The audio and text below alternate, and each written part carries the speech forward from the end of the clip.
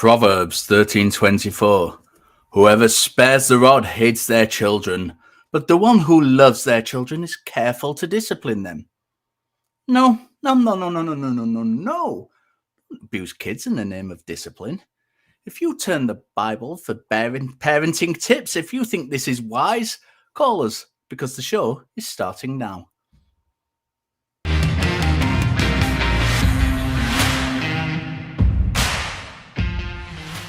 Welcome to Talk Heathen. Today is Sunday, June the 18th, 2023, and I am your host, Richard Gilliver. And joining me today is Dr. Ben. Ben, how are you? I'm doing all right. I'm very happy to be here. And to go along with I've started a challenge for the audience because I'm a beverage goblin. I always have like multiple beverages on my desk during any of these shows. So I challenge people in the audience to try to guess how many I have on my desk today, because I noticed a thing where I'll pick up one and then drink out of it. And then like 2 minutes later, I'm picking up a different one and I'll pick up different ones throughout a show. So I guess maybe that's a fun little game if people want to play. So when we're looking for numbers, does an array count as a specific number? If one maybe was to say, I have to think about that. An array of beverages. An array of beverages, yes. We have to determine the number that counts as an array, and I'll get back to you on that. Okay, so Talk Heathen is a product of the Atheist community of Austin. We are a 501c3 nonprofit organization dedicated to the promotion of atheism, critical thinking, secular humanism, and the separation of religion and government. Talk Heathen is a live call-in show, and we have open lines. So get your calls in at 512-991-9242 or from your computer at tiny.cc/callth. But as always, before we jump into calls, we like to do a little segment called Talk Heathen to Me. I always want to insert just before that, I always want to just go, and baby, talk heathen to me. Because it just feels natural. It just feels right. Before we get started, we're going to give you the results of last week's Talk Heathen to Me. And last week, we asked you complete the question, if God is so great, why doesn't it blank? So number 3 is Evans Colton. If God is so great, why doesn't it stop creating people that are only created to be tortured forever in hell? Ben, what do you think of that one? You know, that's a really good point. Yeah, absolutely. There are different theological considerations to that one as well, which we could go into if we were all immensely boring like I am. Number 2 is Ada S., who says, if God is so great, why did he give up his place in heaven to the Hubble telescope and space trash? I like that one. Well, but you see, he is beyond the space trash. You have to sift through the space trash to get to God. It's this whole process. Is it hide and seek? Is he hiding within the space trash? Maybe he's in the space trash. God of space trash. God of space trash. And number 1 is Greg Trammell. If God is so great, why doesn't it create flying cats big enough to ride back and forth to work? Good question, and a very, very good question. It seems like oversight on God's part, of all the things, all that time God spent creating things like cancer and other diseases. He could just be making, giant flying cats. That would be way better use of his time, I think. It'd certainly be a consideration if I was God. Instead of making little fish that swim up at the end of your doodah, we could have flying cats to go to work on. I'm much in favour of that were I God, but I'm not. So the prompt for next week is what would you have ordered at the Last Supper and why? Enter your best answer below the video in the comments, and next week we will reveal the top 3 answers. But I want to ask Ben first, what would you have ordered at the Last Supper? My answer is totally influenced by the picture behind Richard today. So we were talking backstage, and those are clearly on that platter Jesus is holding. It's clearly angel wings. So definitely, I would want to try some of these angel wings. After all, God created these angels with wings that can fall off or be pulled off, and then you can have an eternal supply of angel wings. And that just, that's heaven to me. So I think at the Last Supper, I would have to see if Jesus could provide me with angel wings. And then, you know, if this actually happened, if God could provide angel wings and we could verify that they were indeed angel wings, that might be some evidence that, you know, angels actually exist. So do you think we could have an angel wing challenge like we have chicken wing challenges to see how many you can eat as well? Oh yeah, definitely. With different an array. That's going to be the word of the day. An array of hot sauces to dip them in or to pour on them. I think angel wings is the way forward. I was thinking about this question myself, and I kind of went for something different. I didn't go for the food option. I actually thought a nice little jazz quartet or something in there.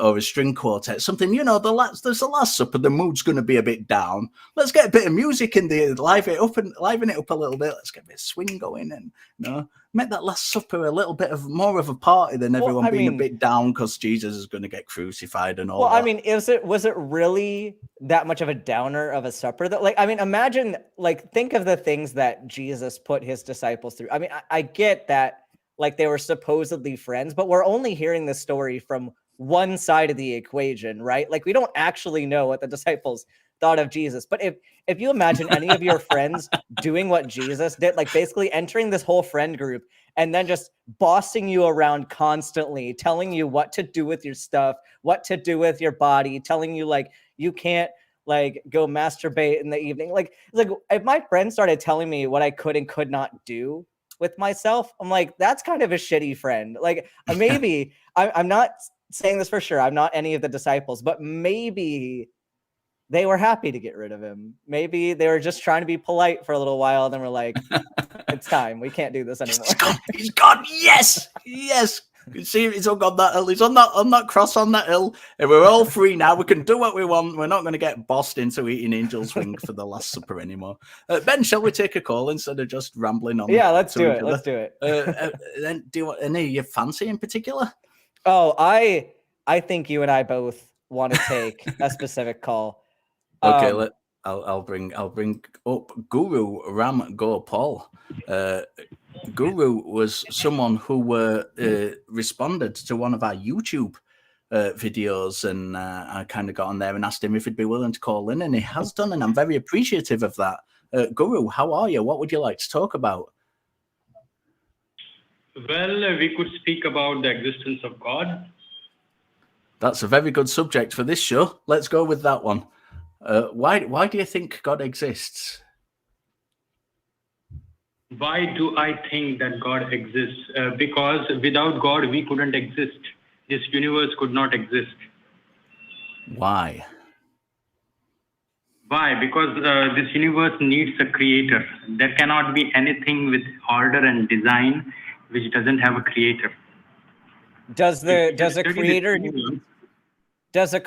need to be a living thing? Well, yes, of course, because Why? in real life we experience that whenever an object is created, especially with the order and design, it should have a creator who is a living person. So I don't know if you understand that your argument is kind of going in a circle, and I don't know if you noticed that. So your claim is that God exists, and so we ask you, why do you believe God exists? And you say, because, well, we wouldn't be around if God didn't exist. It's like, okay, so but how do you know that? Well, because there has to be a creator. Okay, so then why is there a creator? Because humans exist and we couldn't exist without a creator. Do you see there's nothing in there that actually backs up the claim? It's just a circle. Do you have anything that tells us like why we need a living being that created everything that happened? Why is that the answer and not some natural process? Okay, for example, can you give me an example where something is some object, especially a complex object, is created without a living entity? Can you give me an example? For example, food. For example, food. Right? Food. If we see a plate of food, that means that there is some cook or some person who created the food. Food cannot exist without a cook. except that it can actually. Hey, what about food that you don't need to cook? Food that you don't need to cook. I'm speaking about prepared food. I'm not speaking about fruits here. I'm not speaking about fruits. But your statement is false, though, right? Because like some food is prepared, we know that, but some food is not prepared. And so where you're limiting your definitions to things food, that right? Because we are right. So the argument right now, you phrased it to work in your favor while ignoring examples outside of your specific way of thinking about it, right? Like I just pointed out an example that goes against your line of reasoning, right?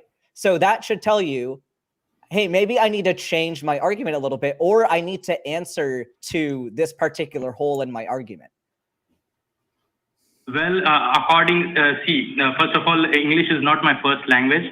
Another thing, in India, what we call food, so generally it means something prepared, right? If fruits, right, but even if we have fruits for food, we will at least cut them, right?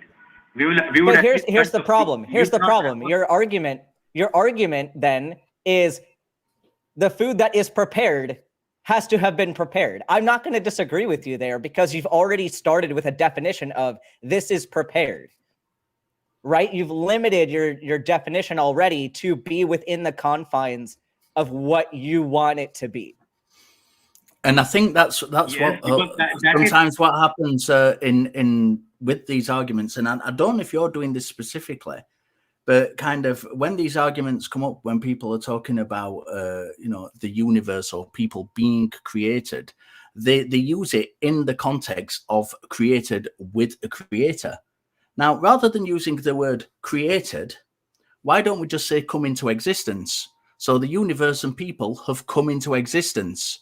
So what is the cause of why does that need a creator? Because if you're starting with the premise creation needs a creator, you've kind of already poisoned the well, if you like. You're already saying we need a creator because it is a creation, and a creation by definition needs a creator. So rather than saying creation, why don't we say the universe or people have come into existence? Now, does coming into existence require a creator?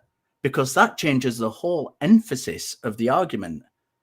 And you can't just simply refer then to, well, food. My definition of food is something that has been prepared, and because it has been prepared, there must necessarily be somebody who has prepared it. Because I agree with you, but as Ben was saying, food in general, as a general term, doesn't have to be prepared.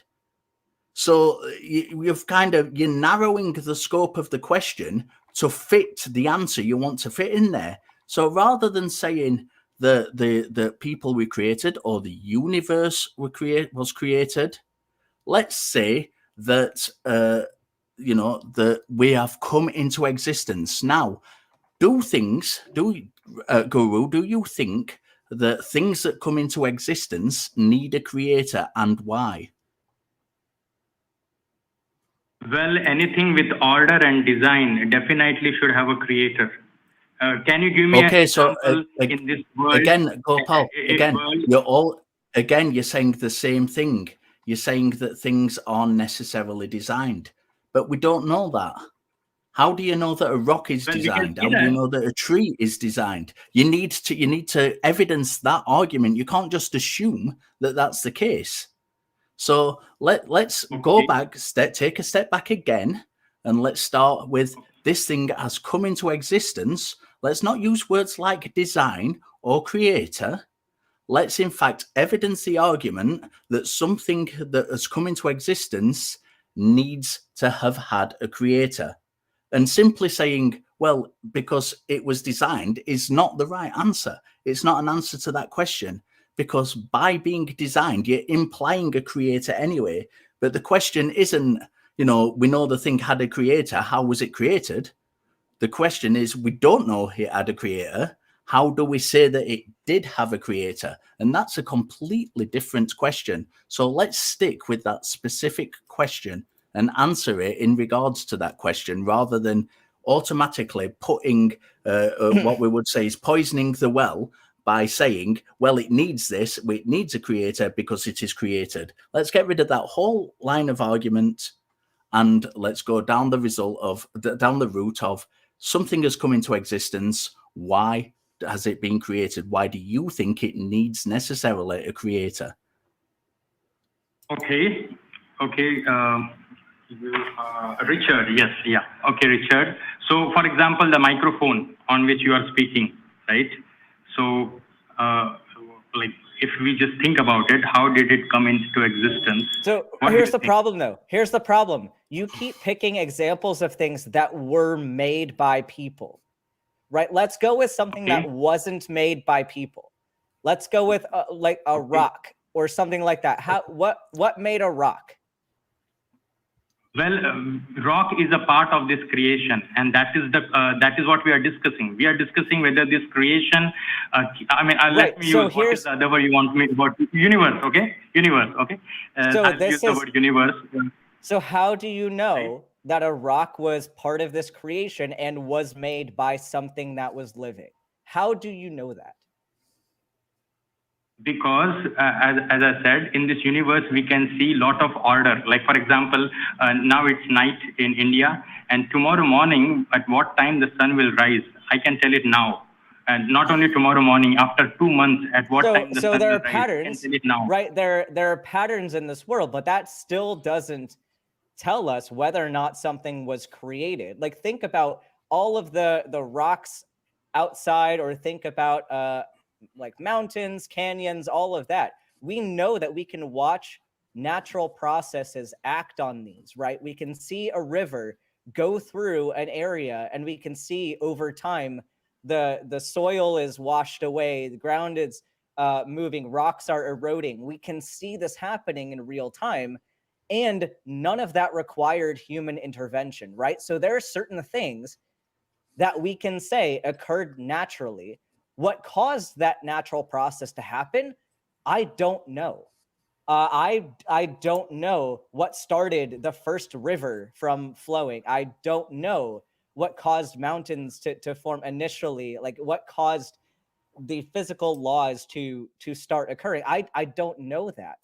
But it's too much of a stretch to say we see this happening, therefore this is the same process as when a human creates a microphone or a human creates dinner, right? Do you see that there's differences here? Richard and I are just we're not ready to take that step to say that this is a living being made process, because we don't have evidence that suggests that is the only way it could have come about, right? Yeah, well, and we've got these different. The example that you are giving, could I speak now? Yes, go ahead. Richard? Yeah, go ahead. So what I'm saying is the example of rivers making certain patterns, right? That is a random design. But the example I gave, it is repeated, right? Every day the sun is rising at a particular time, and in advance we know it, right? Even after 6 months, what time the sun will rise, I can tell it now. So do you think if something is happening by random? That still does not mean that there was living intervention. We know that there are certain physical laws that are at least observable in our universe. I don't know if those are the same in other universes. If there are other universes, I don't know that. But I do know that there appear to be patterns within our universe and in our solar system. And because these laws are happening, that's how we get these patterns that repeat over and over. But we do hypothesize, and we can guess with a pretty significant level of confidence that that's not always going to be the case. We've seen other stars explode. We've seen other planets like die, essentially. We see changes in our universe, and there's no guarantee that tomorrow our sun isn't going to be one of those exploding stars. We know, even we can predict that at some point in the future, our sun is going to no longer be, safe to be even this close to. We know that there's going to be variation at some point. We don't know when, we don't know necessarily how, but that's our prediction. And so to say that, yeah, we have confidence that the sun's going to rise again tomorrow, but there is still no guarantee about that. And we see in other solar systems cases where it stops doing that, right? So your example isn't even consistent with what we know about reality. I think you're existing in a very shallow view of what happens in our universe. And I think in order to maintain that view of having a living creator, you kind of have to live in that shallow mindset. Once you add these layers to it, it becomes harder and harder to accept those examples as evidence for really anything supernatural. Well, I'm not getting your point, because you are saying the sun will destroy one day. So that does not, we are not speaking about the destruction. I am saying when it is existing, right? Why? Right. So again, this is something that's bugging me about your arguments. So you'll make an example, and then I'll tell you why your example is flawed. I'll give you an exception to your example, and your response every single time has been, well, no, but if I just redefine my example to this thing that has less exceptions, then I'm right. Like, yeah, you can redefine everything all day, but it still doesn't make your original point true. And it just, certain things are more predictable in more narrow context, but that does not mean that your rule is correct. Well, first of all, you are saying that you found some flaw in my example, but you are not pointing out your flaw. You are pointing out is that the sun will get destroyed one day, right? But I gave you the example of microphone. It will also get destroyed one day, right? So isn't that comparison valid? Guru, I gave you examples of why your generalization is not entirely correct, and you have the option to, like, if you're going to be intellectually honest here, you're going to address the hole in your point. You're going to tell me why that hole doesn't matter, besides just redefining your terms. That's running away from the point. You've run away from the point instead of addressing that actual exception. Well, I still don't understand what is the exception. Are you speaking about the destruction of sun exception? Everything gets destroyed at some point, isn't it? Your argument, your initial argument, Guru, your initial argument was that the sun rises in the morning and sets in the evening, and then that's a predictable pattern. And since the pattern is predictable, that's indicative of a creator. And I just pointed out that pattern doesn't have to exist and won't always exist. And there's no guarantee that pattern is going to exist. What is going to exist always? Can you give me an example of something which will always exist? Okay, so Guru.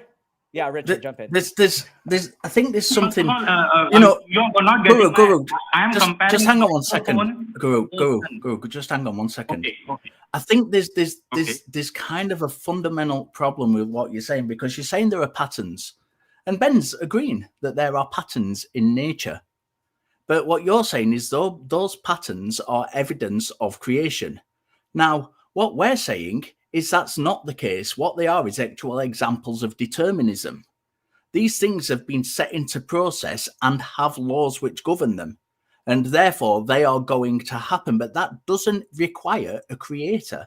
And you've kind of offset that. You offset that earlier on in the conversation by saying it's either a creator or it's random chance. Now, we're not saying it's random chance. We're not saying it. That's not an option for us. There is determinism. Things have occurred, something has happened, and via the laws of the universe, it will happen in X way. So therefore, it's going to happen this way. And it might have a pattern about it, but that doesn't necessarily mean that there is a creator behind it. And that's the problem with your argument. You're looking at it and you're seeing pattern, therefore creator. But there are more options than that. Not everything that has a pattern has to have a creator. We can, yes, you're correct. Okay. We can trace the movement of the planets and the stars in the sky, but that doesn't mean that there's necessarily a creator behind them. But we can do it. And in fact, if we have a look at the people, Guru, if we have a look at the people who actually study these things professionally, when they're writing their scientific papers about the movement of the stars and the planets, nobody invokes a god as to the creator, and that's why they do it. They point to these laws that we have. these laws of the universe which govern these things. And that doesn't necessitate a God. So the kind of challenge you've got is to show us where a God is necessary in this whole picture, which you've not done yet. Okay, so you are saying that the pattern that we see in this universe of the sun rising and setting at a fixed time, right? That does not require a creator. Can you give me an example in this world of something which is like we were discussing about the microphone with which you are speaking. What do you think? That microphone doesn't need a creator? Do you think it came into existence you're going back to this flawed argument again? We don't need to use a microphone. Let's use something like a rock. Let's use a particular rock, a particular natural stone that we're walking by on the ground and we see and we pick up. Why does that rock need a creator? We don't need to talk about something we know has a creator, like a microphone. See, you are giving examples from nature, right? But I am saying that that is the point we are discussing, that who created nature. So you cannot give me an example from nature. So you have to demonstrate that there is a creator. Okay, so if we're talking, you've just literally defeated your own argument. If we're talking about a microphone, right, I can take you with suitable knowledge of microphones. I can take you to the microphone manufacturer and show you exactly who created that microphone, exactly what methodologies they used, exactly what technology they used for it. All you're saying to me is, there is a rock, it was created. You're not doing any of this other stuff that we can do with a microphone, with a car, with a light, with any piece of technology, with a watch, with anything. We can do all with man-made things. We can point to specifically, with suitable knowledge, we can point specifically to who made it, exactly what methods they used, exactly what materials they used, and exactly what tools they used, amongst other things.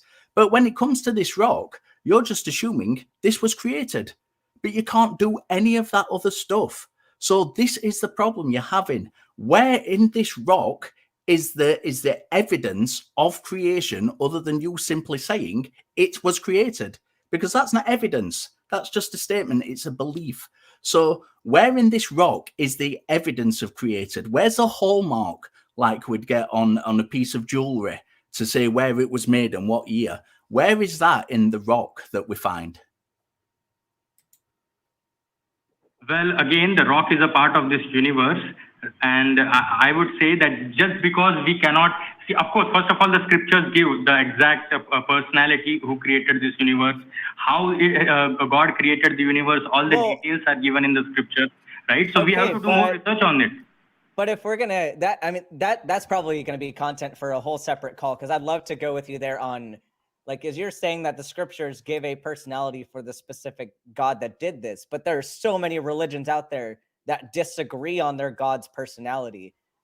So which God are we talking about, and why is it yours and not any? There is only one God. Well, there is only one God according to all major religions. There is only one God, isn't it? All those gods are so that one same. God. All of those gods are the same. What's that? That's not true, though, is it? Because not all major religions believe in only one God, and their gods are very, very different. And even within Hinduism, you've got. I was talking pre-show when I did the pre-show TikTok. There was someone in the comments who said that they were an atheist Hindu. So not even all Hindus believe in God. So even within your own tradition, your own religion, sorry, not tradition, within your own religion as a group, there are people who don't believe in any gods, and there are also people who believe in multiple gods within that religion. So the statement's not only false for religion as a whole, but it's also false within your own religion. So we need to kind of dig. I think this is a thing for another call, because we've done the thing. We've got to the point of, well, the evidence is in the scriptures.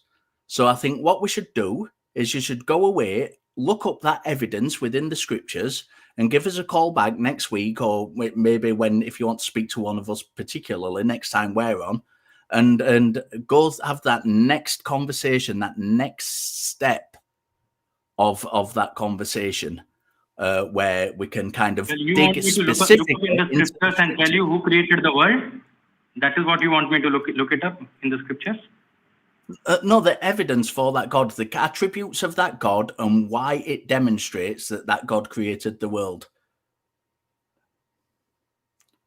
Why it demonstrates that God created the world. There is a reason why He created the world that is given in our Okay, scriptures. so You want that we'll go through that on the next call. So I'm going to let you go, okay. Guru. I So if you appreciate want to your end call. that conversation, it's up to you. Yeah, we'll end it now and give us a call back next time me and Ben are on. And have a look out and keep your eye on it. Subscribe to the channel, and you'll be able to see when me and Ben are next on together. I do appreciate the call. That me and Ben have both been. We knew that call was coming, and we've both been looking forward to it quite a lot. So I'm going to read a couple of super chats out. First one we've got is from Amit Matthew for $5. Our friend Ami says, having personally interacted with Hindu apologetics, they're highly overrated. I think the people watching can make their own mind up about that. And Dean Meadows also sends $5 and says, asks, what is the weakest part of your own personal worldview? So for me, Christian, it would be the problem of evil. What is yours? Ben, I'll throw that to you first. Oh, this is a hard topic. I think it's hard because I don't take strong positions on a lot of things.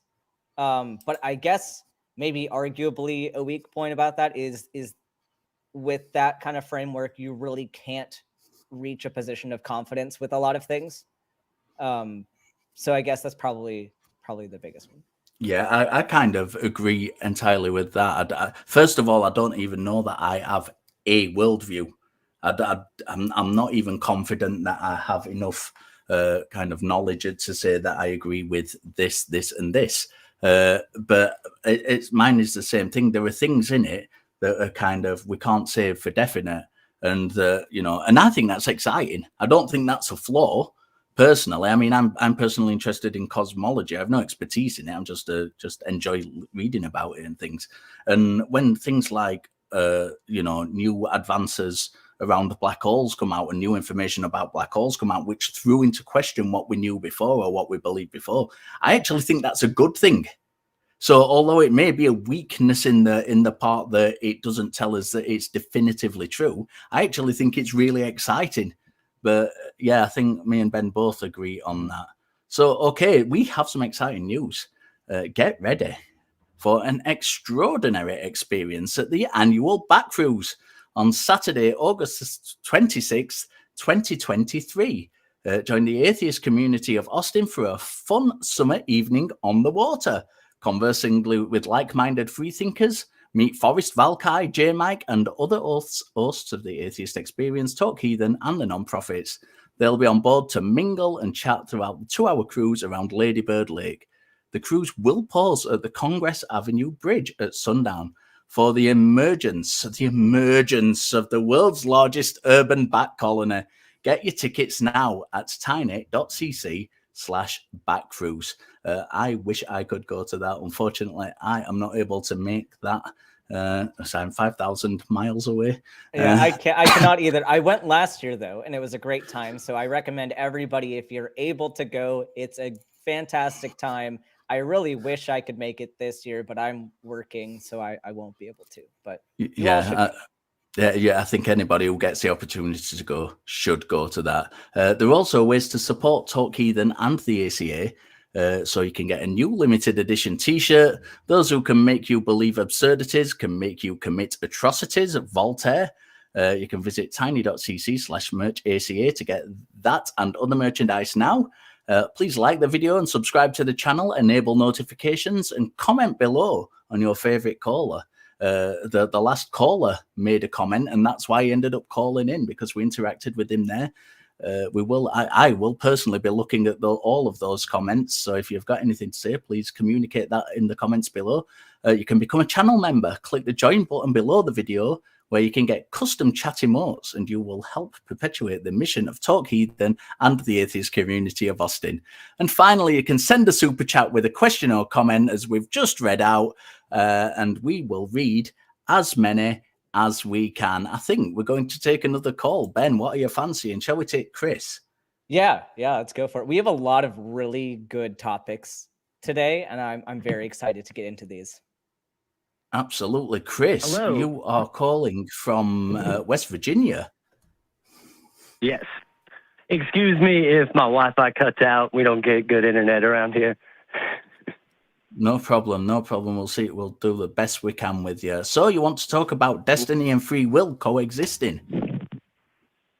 Yes, and this is, more of a theological argument, and, you can still agree with it and be atheist, obviously, but this is more about, a lot of atheists I hear like to say that, God must be evil for allowing the evils of man. So this is kind of an argument to disprove just that part of it. But it's very scientific in the way I've built it up. So let's start by, have you guys read anything on, Stephen Hawking's view of free will or, Einstein's theories of relativity? You're aware, you know about these things somewhat? I've not read anything to do with Stephen Hawking's views on free will. I know a little bit about the theory of relativity, but as I said earlier, I'm not an expert on such matters. Well, Stephen Hawking in The Grand Design talks about how, since when the Big Bang happened, every particle in the universe was put into motion. Basically, all the future was decided then. You know what I mean? This first force put every particle into motion. And since humans are essentially biological machines, if you were capable of understanding every single aspect of the universe and how every particle behaves in quantum mechanics, you could essentially predict the future, right? Is that an acceptable argument? Yeah, that's one version of free will. Yeah, of determinism, deterministic free will. Sorry, I'm getting all confused. Hello? Please carry on. Sorry, you cut out for a second. Yeah, sorry. Yeah, that's an idea called deterministic free will, or determinism. There are slightly different examples of that. Yeah, well, and part of, this basically tells us that we don't have free will since, if our destiny was decided at the beginning of the universe, then how were we able to make the choices, right? Yeah. Yeah. Okay, well, space-time relativity, and this is kind of a philosophical part. Obviously, nobody can prove this, but relativity tells us that the past and the future exist and are real as much as the present, right? Like essentially from an outsider's perspective of the universe, all things are happening at once. Can we agree on that? What do you mean by all things are happening at once? I was kind of following you until you said all things are happening at once. Well, essentially,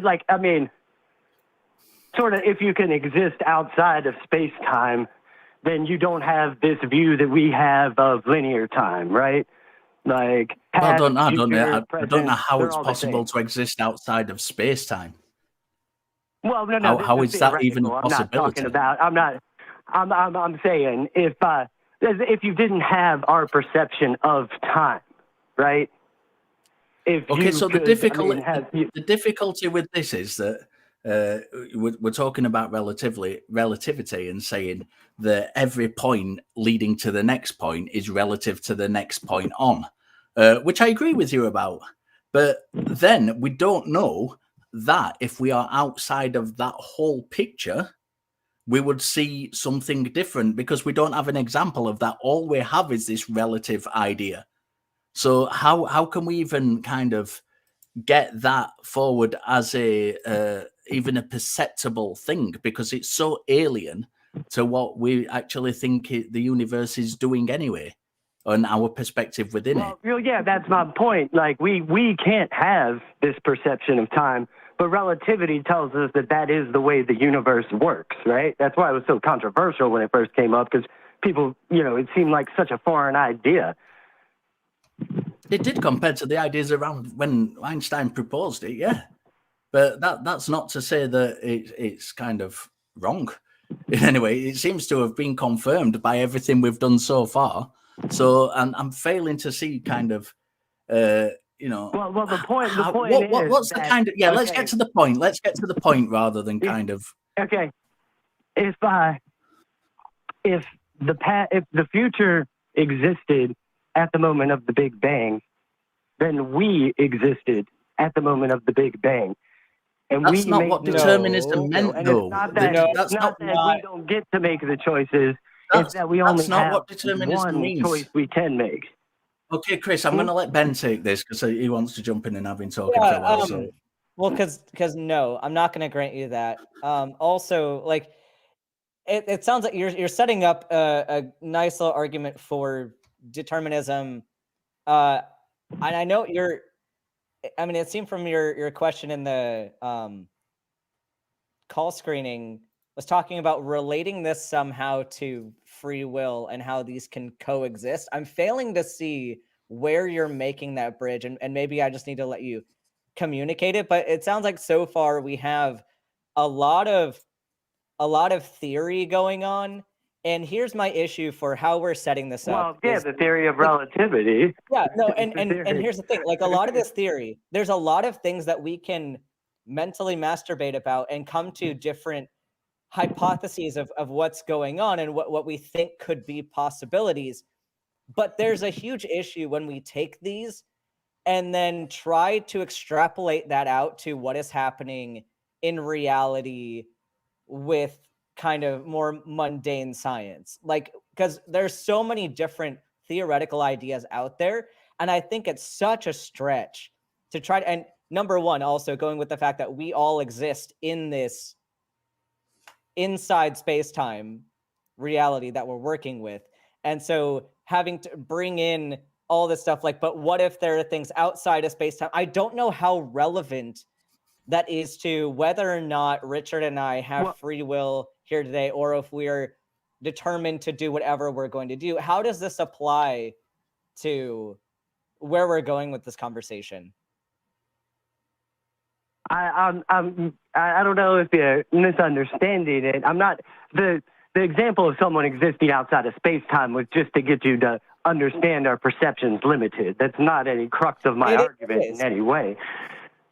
Can I jump in just one sec, Chris, and I'll let you speak in a minute. I just want to kind of jump in one quick second because you're kind of the notes we've got on your call are destiny and free will can coexist. Now, I'm not quite sure what you mean by destiny, but if we're talking about determinism, I don't necessarily have a problem with determinism.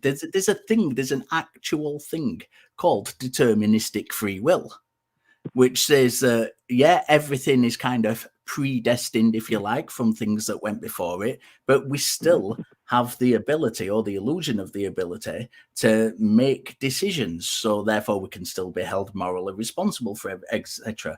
Now, out of all the theories of free will, I actually lean quite a lot towards that one. I don't have a definitive there's not one particular kind of theory of free will that I lean towards over another definitively. It's like we were saying with the super chat question earlier, regarding worldviews. This is one of those things I don't have a definitive answer for. I kind of go on a couple of different of the theories. I kind of slide between them. But I think deterministic free will is a thing. Now, if you're saying, when you're speaking about destiny and free will coexisting, that there is a thing called deterministic free will, then and all that implies from the kind of metaphysical aspect, I kind of agree with you. I don't really have an argument with you. We could talk about the nitty gritty, about the finer points, but I don't necessarily disagree. The kind of the thing I've got in my head where I might disagree with you is by using the word destiny, you're implying something other than determinism. And I think that's the kind of area I want to go down with you. Too. Well,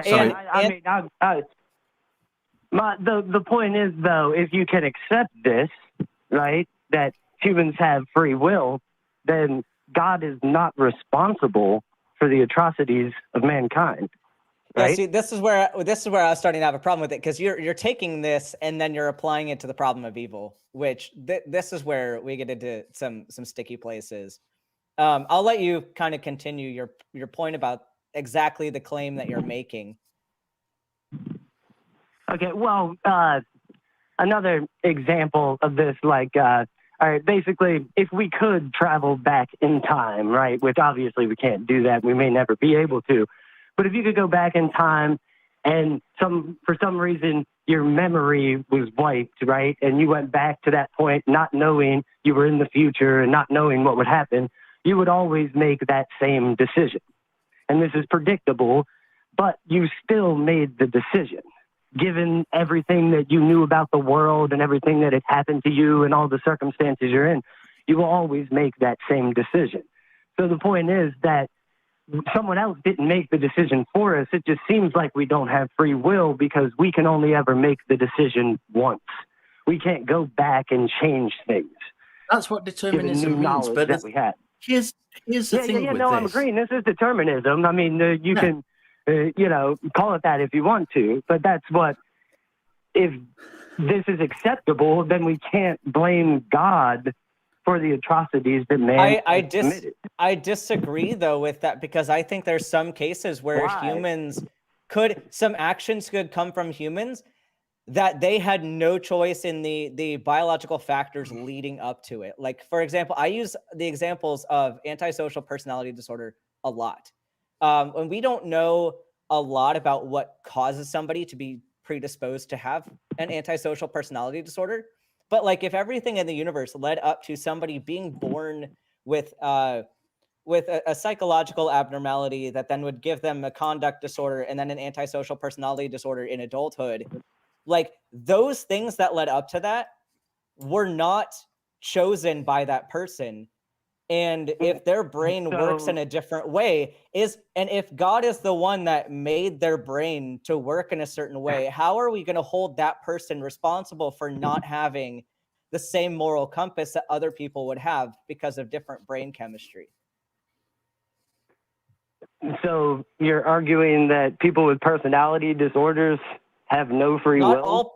Not all personality disorders. I'm citing a very specific personality disorder.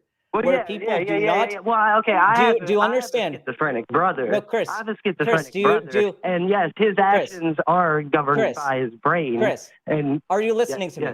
Chris, do you know what an antisocial personality disorder is? I mean, I haven't studied it, but yes, I can understand it just from. What's the criteria? What is involved with that pathology? What is this disorder? Is that relevant to the person's ability to make decisions? Yes. If they're not making their own decisions, then you're saying they're not making their own decisions, right? It is relevant because if somebody... Well, no, answer my question, please. If they're not... I am answering your question. Chris, I'm going to mute you. I'm going to mute you, okay? All right, you're going to listen to me. I'm answering your question because you've demonstrated that you don't know what this personality disorder entails, so I'm going to let you know.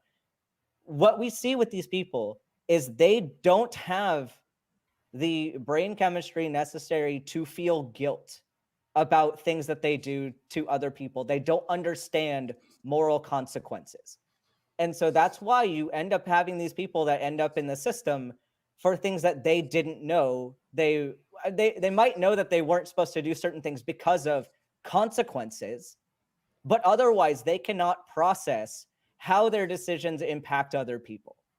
So if you have somebody like that where their brain sets them up for failure, essentially, you're saying that that person has complete liability and they should have had the ability to make that decision, which, like, yeah, I will grant that they made a decision to do the thing that they did, but they're entering this with a completely different way of looking at it, to where they don't get the same biological feedback that a lot of us would.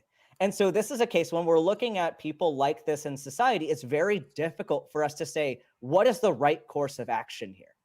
Because, like, you can end up going to very severe punishments for these people. But if you really think about this person may not have had the ability to actually think through what is happening.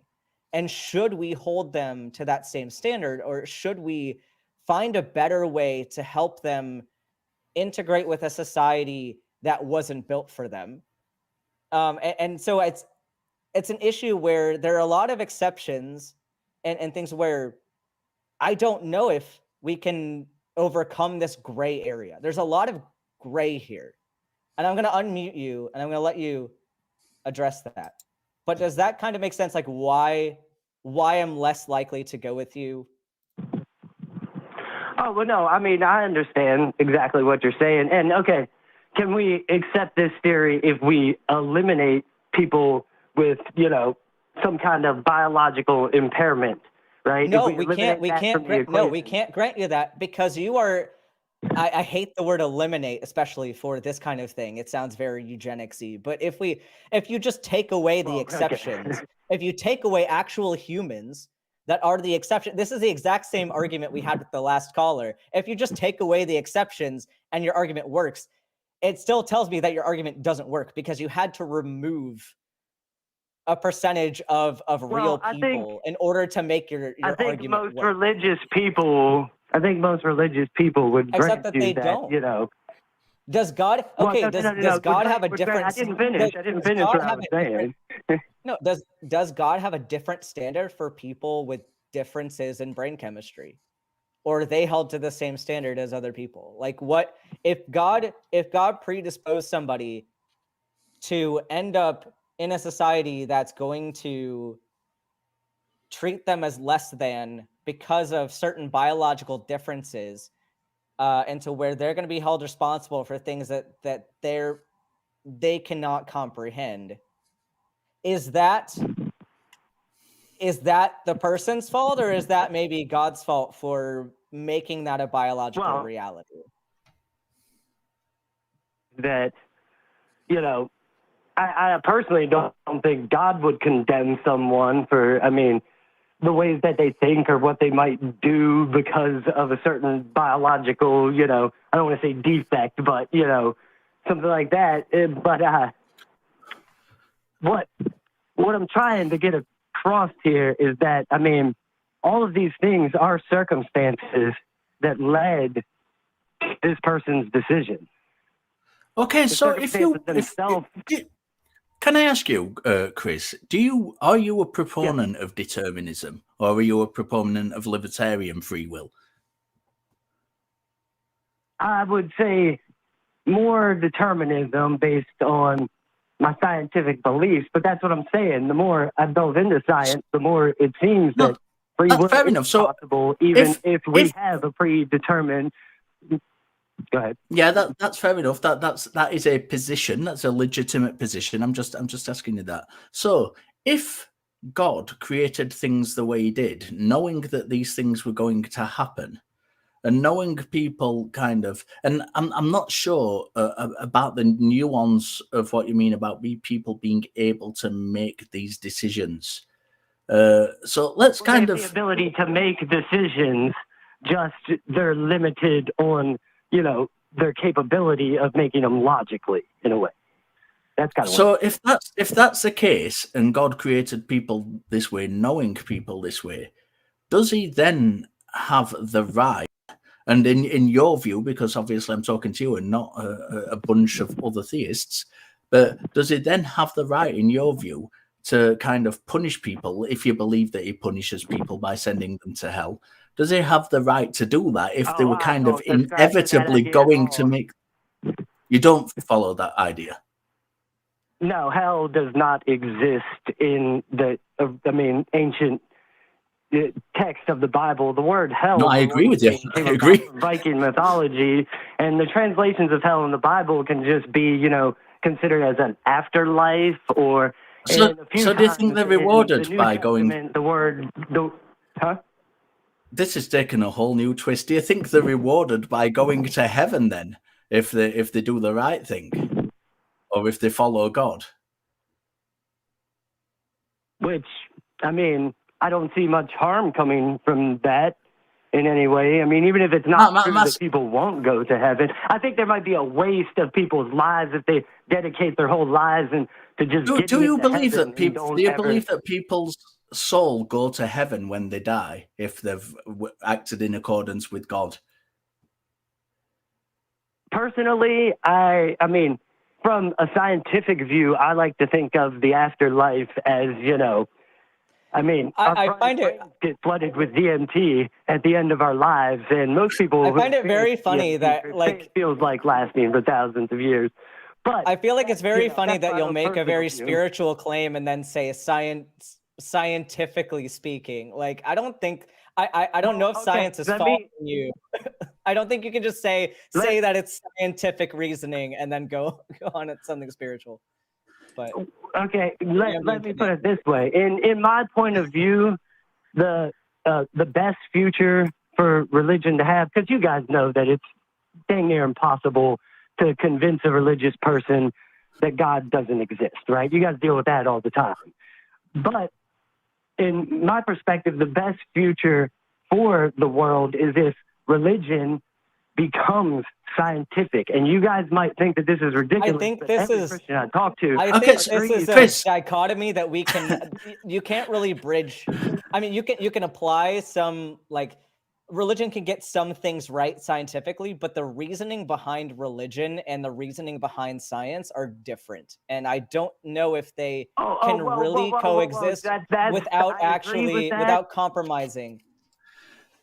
I agree with that, but only because most religions try to go by dogmatic law, right?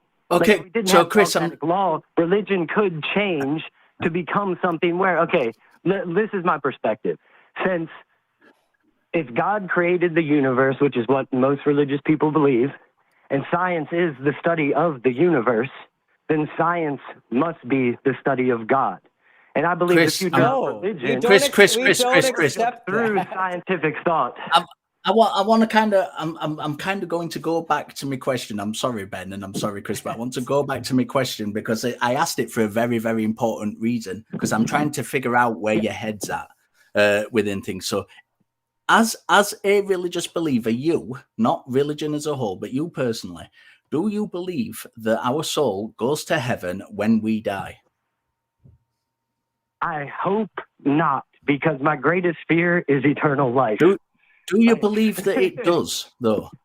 That was the question. The question was, do you believe that it does? I don't like to base what I think solely on belief, and you would have to in order to make a statement of whether or not that's true.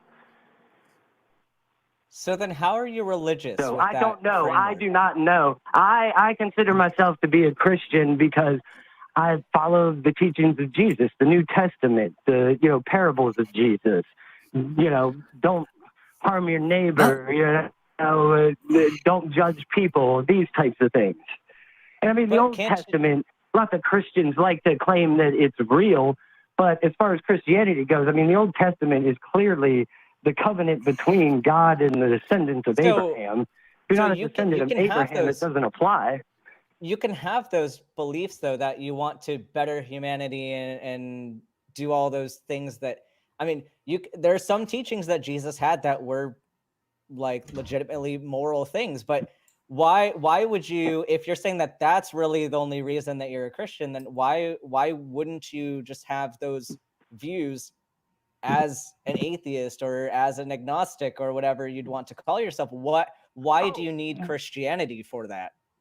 You 100% can, and that's the great thing about this. My whole idea is about. So then why do you need Christianity? Religion.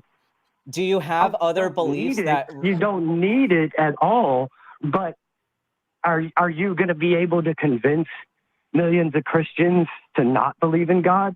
I'm saying it's a better way to try to convince them to worship through science, right? Couldn't we have a great world if people stopped worshiping God by saying stupid prayers over and over again, and I think study real science and the universe? Chris, I don't think that's the answer. I know I used to be very, very religious, fundamentalist, evangelical Christian, and I learned how to think about the world, and very quickly I figured out that religion wasn't the best way to think about it. Like, I could not use that thought process and get to religion. I'm talking about religion being able to change. If we can change religion, it can be good for the world. Chris, no, that's okay. There are certain Christians that I'd rather be friends with than certain atheists because of their ability to change their beliefs. But the problem is what we should do, instead of conceding that and just saying, well, we should just make religion better for everybody, how about we just teach people how to be skeptical and teach people how to use logic and how to think? And then, sure, yeah, we're not going to be able to convince every single religious person to leave religion, but we can, I think convincing people of a religion, even if you're just using it for political or moral agendas, is not the way to approach it. I think we approach the thought process, and then if people are going to... Right? I'm not really referring to convincing people to become religious. I'm referring to convincing people that are religious of a better way. Because you can't just tell... Right, and you can do that without... You have to show them a better way. You can do that without buying into the religion and without just how is it going with their religion. If you do it with religion? How is it harmful if you do it with religion? You can, because their religion still has harmful things in it. The religion still teaches very harmful practices. The idea of dogmatic law goes out the window, right? You can't say that the harmful things in the Old Testament people will still believe. But the foundation is built upon those harmful ideas. So even if, then you get to a point of what do we cherry pick to make religion better and evolve, but you're still stuck with the harmful fundamentals of those religions, when we could just take a secular approach and teach the way to think about how to treat people better. I see where you're going with this, and Chris, what it of the New Testament, Chris, what it sounds like. The New Testament says a lot of things about the role of women in society and the role of slaves in society. The New Testament is still very pro-slavery and very anti women's equality. So there are still plenty of harmful ideas. I think I wouldn't say they were pro and anti these things. They talked about them as people could relate. Oh no, to they had very distinct opinions. Was very pro-slavery and very, held women back a lot. But okay, look at it this way: if the New Testament came out and condemned these things that were at the time integral part of society, nobody would have ever listened to it or have read it. So, but it's still wrong, if the gospel right? is to be read by people. But isn't the gospel supposed to tell people? Chris, you're talking over me, and I'm really, really angry about that. So I'm going to mute you. Isn't though, if you're going to have a book that's supposed to guide you to the right place and to be a moral person, shouldn't the ideal moral book tell you exactly what the right way to be moral is? And that book would not contain proper ways to own slaves or proper ways to tell women to submit and be quiet in churches, right? There are still problems, and you cannot get around these. Chris, I think you're heading in the right direction with the right thoughts. I think that you're on the right track, but I think you're holding on to this religion and wanting to give it a place in your thought process and in your life. And I'm hoping that you can kind of see the problems with that and find your way to not relying on this crutch. Because I think you can get there, but I don't know if you see kind of the contradictions here. I'm going to unmute you. Well, I think that what you're saying is kind of, it's still based on the idea of dogmatic law. These things that are in the Bible, people need to go buy them for forever. But that is not even that. Okay, you know why Jesus spoke in parables? Then why hold on to this book then? Why hold on to the religion at all? That's what I'm saying. Well, Jesus spoke in parables, which are you can interpret them many different ways to be applied to the situation you're in, to be applied to the times. And that's why if your instructional book is so all over the place that you can interpret it in any number of different ways, how is that useful? You can't end up at anything. It is useful to the individual. It is useful to the individual to get them. But why is it about these things? If they're taking something that's written down in a book, and it could be any book, it doesn't necessarily have to be the New Testament, and they're just reading whatever they want into it. Couldn't they do that from any book? Why is that book in particular necessary for that? I mean, why that and not the Quran or the Tipitaka? Or in fact, just get rid of all of those. Aspect in it where okay, let's look at it this way: a lot more people read the Bible than have ever read the works of Marcus Aurelius, right?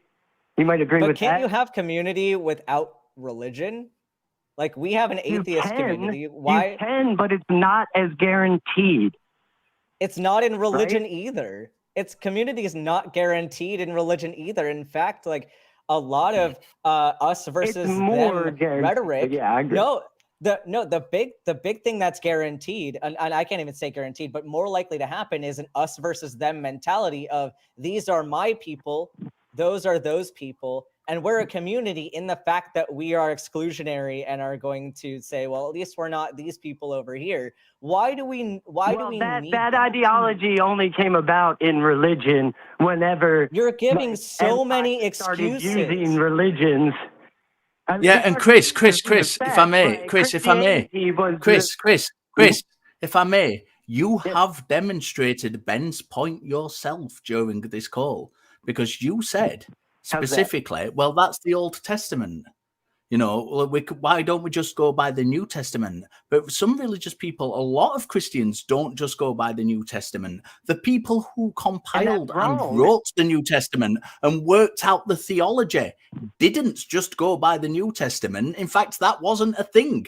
What they did was they went by the Old Testament. So you're actually demonstrating what Ben has said, that, you know, religious community isn't a guarantee, because religious community itself is divisive. And we can tell that because of the thousands and thousands of denominations that all believe different things.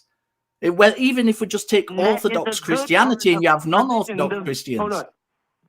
The polarity of religion is the only way it stops it from being tyrannical, right? If we had only one way of thinking... No, sir, no. Let me stop you there.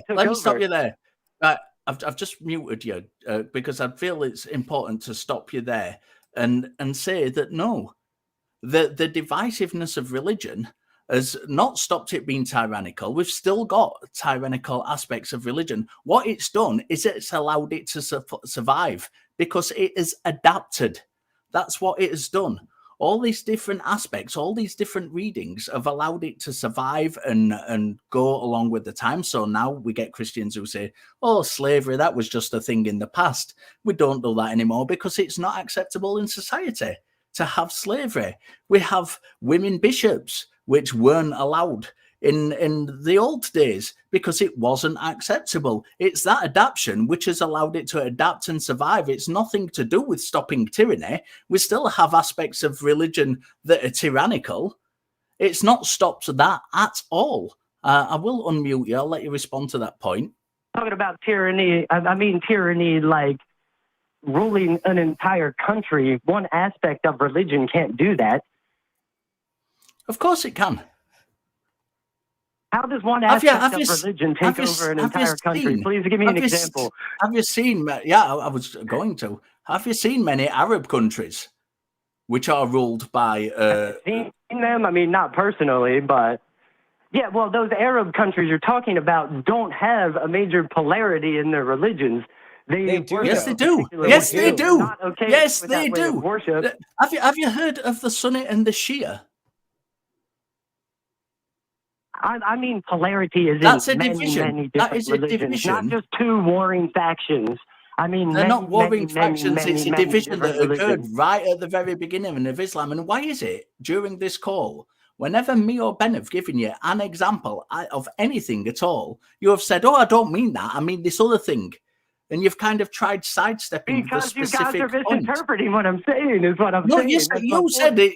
You said different interpretations get rid of tyranny in religion. That's blatantly not true.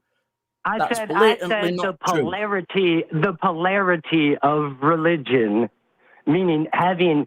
How is that different from the different interpretations? How is that different from different interpretations? I mean, like many, many different ways, and every person interprets religion a different way. There's no one. So how is it? Christian How is out that there different has from the exact polarity? same Then? views as the next. Yeah, that's how Exactly. you get So people have denominations. different interpretations, which is a polarity, which is what we've just Yes, said. and if we listen. What you're saying is that what I mean. You guys are stumping me a little bit. I'll admit that. But what I mean is that if we allow the polarity of religion, if all religious sects think that it's okay to have a different religion and a different way of thinking, that's what I mean. But they're going to. And the fact that you've said, well, I think it should be this way, demonstrates that you are one of those people. You know, what's your solution? Well, yes, telling everybody else they're not a true Christian and that they should all believe exactly as you do. Is that your solution? No. Telling everyone that they worship the same God, but they just have a different way of doing it, which is necessary for different cultures. That's not getting rid of a polarity, is it? That's not getting rid of different interpretations. That's just reinforcing it. Not going to get anywhere, because with these different books and different interpretations, if you tell everybody that their God's the same, you're just having multiple different versions of that same God that contradict each other. What I'm trying to do is look at God and get other people to view God and the worship of God through a scientific perspective where, essentially energy is God in this case. Okay, so you're just redefining God. Okay, so listen, Chris, Yeah. I'm going to let you go. We've got a lot of callers on the line. Chris. I don't want to go down the line of the fact that you've just reinterpreted God, because that's a whole other rabbit hole that we could dive down. Give us a call back and let's have that discussion in future about God being energy. And we'll have that discussion at another time. Thank you for your call. I'm going to let you go. I do appreciate your call, Chris. But we have got a lot of callers on the line, and we have got some things we need to get through it all. Yeah. We jumped around a little bit there, didn't we, Ben? Oh yeah, no, but that was a fun call, and I know we're not going to get into as many calls today as we normally do, but I think the couple that we've had have been very, very exciting. So it's quite frustrating as well, because we have more calls than we usually have, and we've had some really good first ones that have took us attention. Okay, so before we do anything else, I'm going to read out the top, or Ben is going to read out the top 5 patrons. Take it away, Ben. Here we go. The top 5 patrons of the week. Number 1, we have Dingleberry Jackson, Ayame, Oops, All Singularity, Devor Valgin, Kalevi Helveti, and an honorable mention to Icon Aclast. Yeah, that's brilliant. We appreciate all of our patrons. It's great seeing the same names there. You can try and knock them off the top spot, by the way, if you want to, by becoming a patron. Okay, so we are going to talk about ways you can support Talk Heathen and the ACA before we jump into our next call. No, we're not.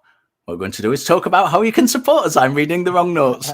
I'm going to get into trouble. Support us on Patreon, tiny.cc/PatreonTH. We've just been talking about that, and try and get yourself on that top 5 patron list.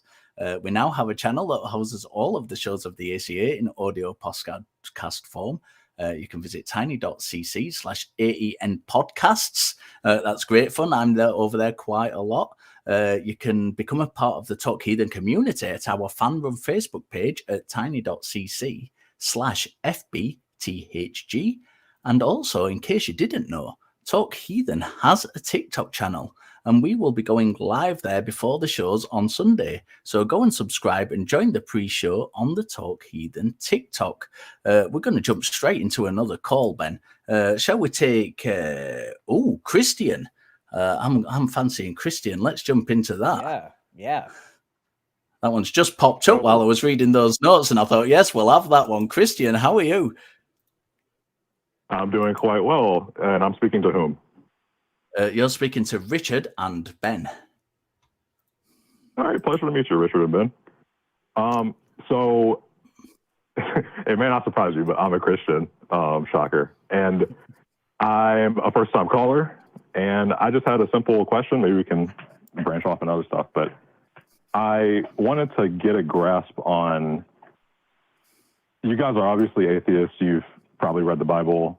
You don't believe the New Testament is correct, right? Yep, pretty much. All right. Right. Okay. So my question is, like, how did you deduce that? Like, what kind of standard did you apply to the, like, let's say the four Gospels, for example? Like, what standard of evidence did you kind of apply to the text to see if they're unreliable? Okay, I'll let Ben go first because Ben is a former Christian. So I I mean, Awesome. the big thing here too isn't. I think the way that you're approaching this question is as if we have the burden of proof to disprove the Gospels, but that's not how I look at it. I don't think that's the way Richard looks at it either. So we take the approach initially of, I don't accept it to be true, and what is the evidence that tells me that it is? Like, what improves my confidence level that what I'm reading is true? So I'm starting from a baseline of not believing.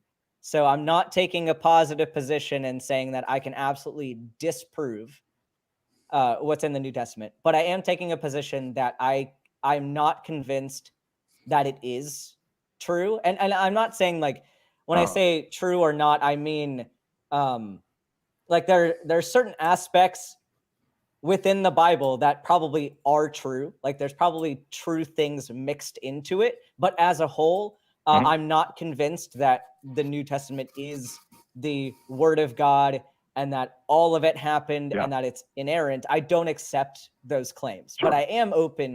I am open to convincing evidence that would convince me that this is. And some things that really get me about the New Testament, especially the Gospels, my confidence is already shaken just by who wrote these Gospels, what time frame were they written. There's inconsistencies among them. What about that? The evidence that we have for the Gospels, and when? Yeah, they have not been. There's not good evidence saying that these were eyewitness accounts, and that these were probably written much later than the actual time of Jesus. And so, looking at these Gospels, can I stop you really quick? Can I stop you really quick? What? Yeah. To my understanding, most historians, as it were, would agree that it's like the latest Gospel of John is like 60 years after Christ died, but most of, let's say, Mark was written in 55.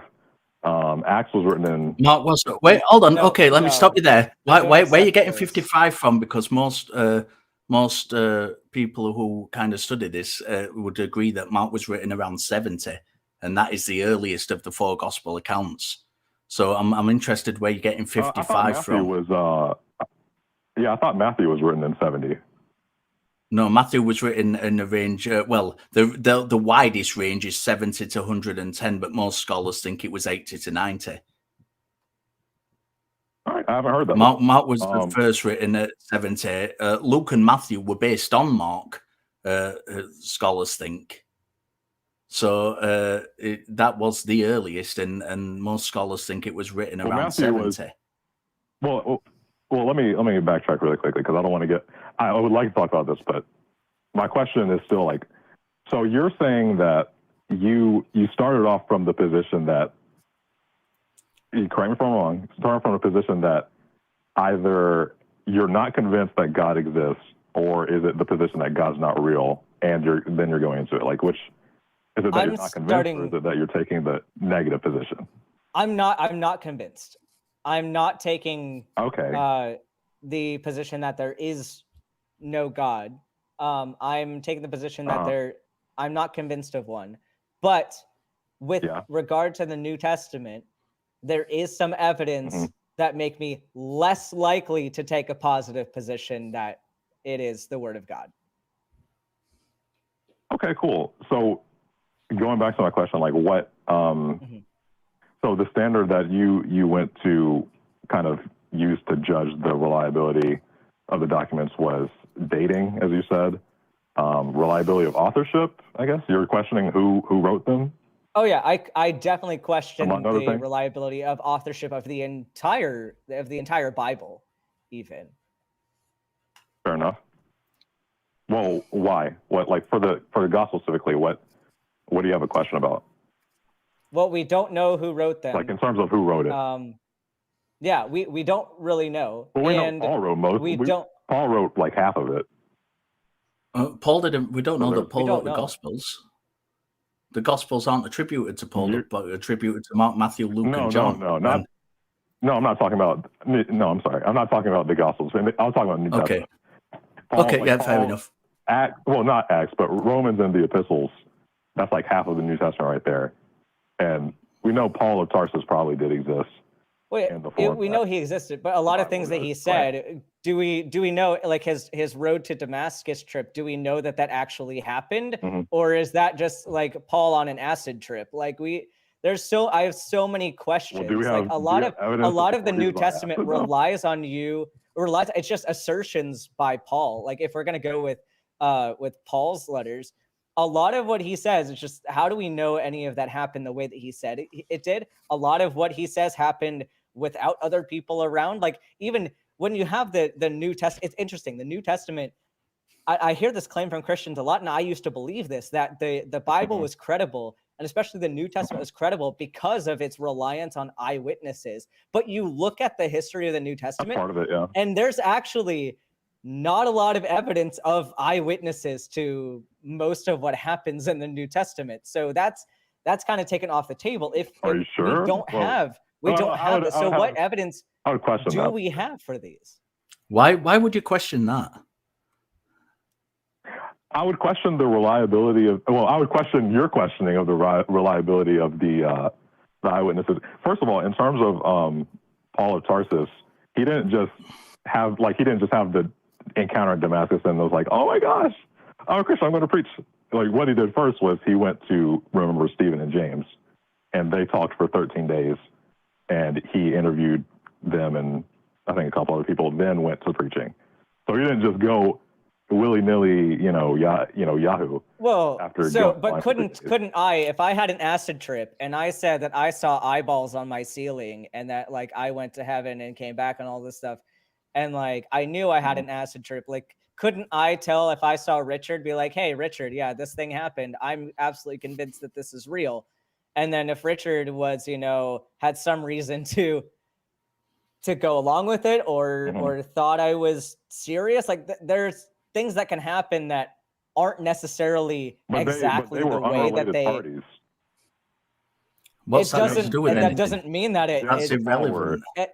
That doesn't mean that it happened the way that Paul said it happened. Like, how many times have you listened to somebody tell a story about something that happened in their life and you're like, oh, okay, yeah, no, that sounds pretty legit. And then you talk to somebody else that like was in that encounter and they say, well, no, this part of the story is actually this way. This is actually what happened. Like, go to any like traffic accident scene and you'll get multiple different stories. And that's a very mundane event, right? Yeah. Like if somebody says, yeah, no, I was actually driving 20 miles an hour. Like I was being totally safe. And the other person says, no, actually this car came barreling at me at 75 miles an hour. And like people get things wrong, whether intentionally or unintentionally. And so merely somebody saying that this thing happened is not enough for me to be convinced. And that's what we see a lot. Like Paul says a thing and people believe the thing. It doesn't matter how many people believe the thing or how many times Paul has said it or to who he has said it. That does not tell me anything about its validity. Fair enough. It would have to be, for me, how I see it is I would have to have sufficient reason to doubt it. So why are let's address your approach there. I think Richard wants to jump in here because I'm confused personally by your well, I don't have enough reason to doubt it. Do you start off with the idea that everything is true? I'm sorry, I promise I'm going to let Richard take this over, but no, I do not do that. I've talked a lot. I'll let Richard take this part. Okay, so on that point, following on from Ben's point, if you don't start off from the position of everything is true, what is it that convinces you that this particular thing is true? So you're asking me what standard I approached the Gospels and the New Testament? What convinces you that this is true? Okay, yeah. No, that's a good question. Well, it's kind of I would say some kind of multitude of things. So, and this is to my understanding, I look into it a little bit. I'm a casual, but there is the fact that the idea that Jesus rose from the dead happened just about almost instantly after he died, which means that it's not like 2 generations removed and it's like some weird myth that's like long after everyone involved died. It's like, if you know anything about 1 Corinthians 15. But okay, so let me stop you there. Because we're already disagreeing on that point. Because what evidence are you using to substantiate that point? How do you mean? What evidence would make you specifically?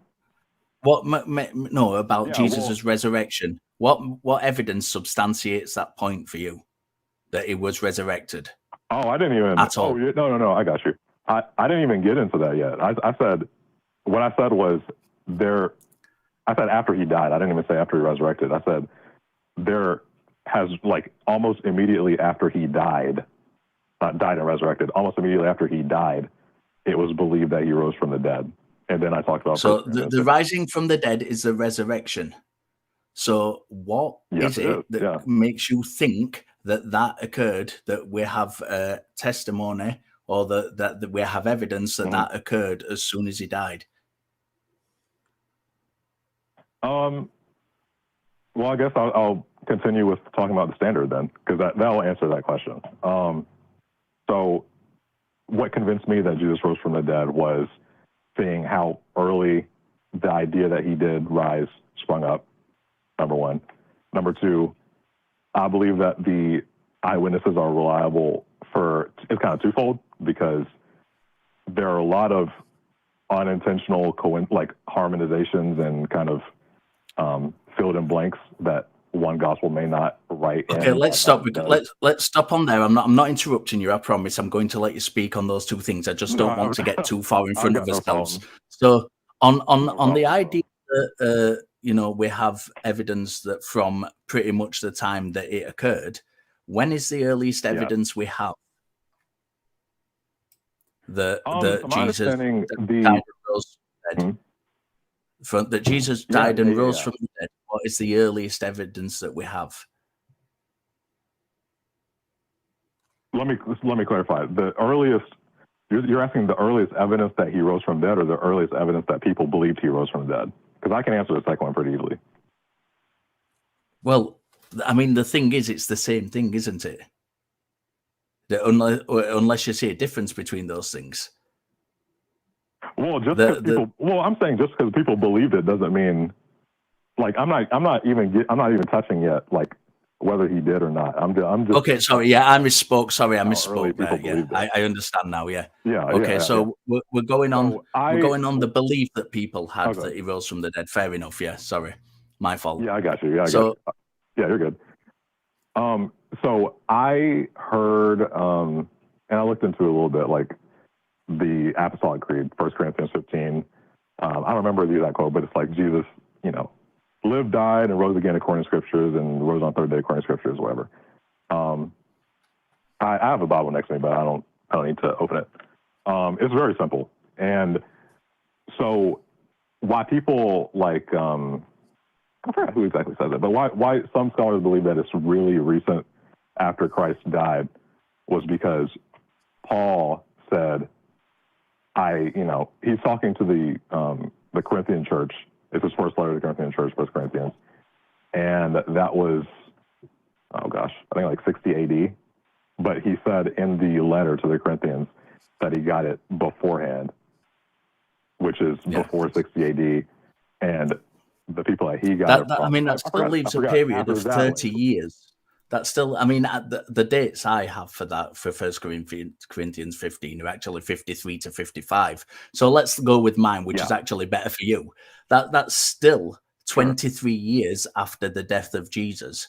So Paul heard this at some point in the interim period of 23 years, but we don't know which point. We just know that there was. I believe that we do. I need to. I think the person was Gary Habermas, actually, but he had made several lectures about this. I don't remember it completely, but he has a good chain of inferences to strongly infer that 1 Corinthians 15, the Apostolic Creed, was within 1 year of Christ. I've never heard that date given. I have never heard that date given. Well then, yeah. I mean, I would check out Gary Habermas. I mean, that seems very liberal date given for that event. I certainly would agree with you that the creed was present when Paul wrote 1 Corinthians 15 because he addresses it. But I'm not sure where the date from 1 year comes from. So let's kind of move on from that and go to the eyewitness accounts then, because we kind of agree on that. I mean, I wouldn't agree on but we both agree that Paul wrote 1 Corinthians 15 and it was based on an earlier creed. But let's move on to what you think is convincing about the eyewitness accounts. All right. So I believe that the eyewitness accounts are reliable because, and I'm sure you've heard this before, but one reason is definitely the criterion of embarrassment. I'm sure you've heard that. Oh, sorry, say that again. Criterion of embarrassment. Have you heard that before? Of embarrassment? I'm not sure if I'm hearing you correctly. Criterion of embarrassment. Okay, go on. So talk me through that one. Yeah, so the criterion of embarrassment is one kind of tool, so to speak, that historiographers use to determine how valid a text may be. It's not like a totally jumped conclusion, but basically the premise is like if an account that claims to be historical includes aspects of a narrative that are like inconvenient or embarrassing to the characters involved, then it leads credence to the fact that it's trying to stay as a true to life kind of depiction of the events. Why? So an example of that in the New Testament, like in the Gospel specifically, would be, I could cite a few. Like, Richard, I don't know when was the last time you read the Bible, but in the Gospels, kind of ubiquitously, like basically all of the disciples were like complete idiots until after Jesus rose from the dead. And like, I'm not sure where you're getting that from, but go on.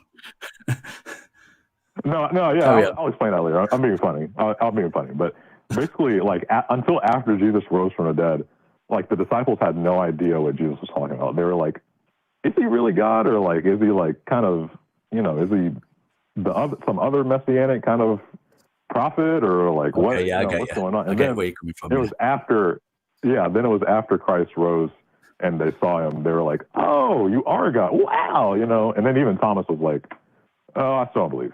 And then he believed later. But another example would be. So why should we believe that claim? Why should we believe that particular claim that they didn't know that he was God until after that? Because don't forget, these eyewitness accounts we have in the Gospels are the very things that this thing is written in. So what do we have to suggest that is true in of itself? Well, it's not to say that it's true. Like I said earlier, like it's a way that you can infer that. Oh yeah, okay. Again, I apologize for that. That's my wording, which is not very good. Go on. No, you're all good.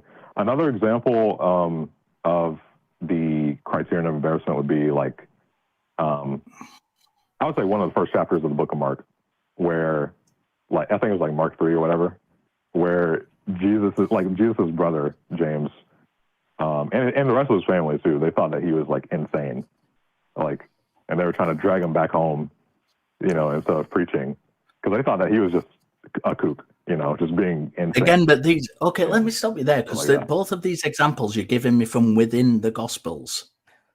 And the kind of thing we're trying to get to is why the eyewitness testimony itself is useful, and the eyewitness testimony is all the Gospels. So you kind of, I mean, it's kind of evidencing itself. It's not, it's internal consistency isn't like an external criteria we can use to verify it, is it?